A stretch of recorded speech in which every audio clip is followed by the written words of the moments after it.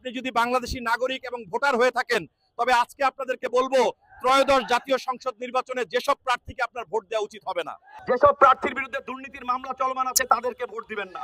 দুর্নীতিগ্রস্ত যেসব প্রার্থী টাকা দিয়ে ভোট কিনতে চায় তাদের কাছ থেকে টাকা নিয়ে ভোট দিবেন না, যে সকল প্রার্থীর বিরুদ্ধে ধর্মীয় বা সাম্প্রদায়িক উত্তেজনা সৃষ্টির প্রমাণ আছে তাদেরকে ভোট দিবেন না,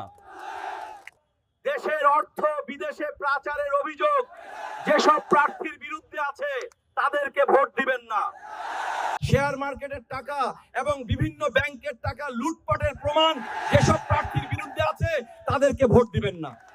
মাদক ব্যবসায়ী, চোরা কারবারি, সিন্ডিকেট ব্যবসায়ী ও ফ্যাসিস্টের দোসর হিসেবে প্রমাণিত অভিযোগ যেসব প্রার্থীর বিরুদ্ধে আছে তাদেরকে ভোট দিবেন না, টাকা বিনিময়ে বিভিন্ন দলের নমিনেশন কিনে উড়ে এসে জুড়ে বসা মাফিয়া কিংবা এলিট শ্রেণীর ব্যক্তিবর্গকে ভোট দিবেন না, কারণ তাদের জনসেবার অতীত ইতিহাস নেই। এই দেশ এবং দেশের মাটি আমাদের, এই দেশের জন্যই যোগ্য, দক্ষ, সৎ, চরিত্রবান, সুশিক্ষিত প্রার্থীকে ভোটে নির্বাচিত করতে হবে। আসুন ইনসাফের পক্ষে ভোট দেই। ভোট দেওয়ার পূর্বেই শরীফ ওসমান হাদী হত্যার দৃষ্টান্তমূলক বিচার করতে হবে। ইনকিলাব জিন্দাবাদ।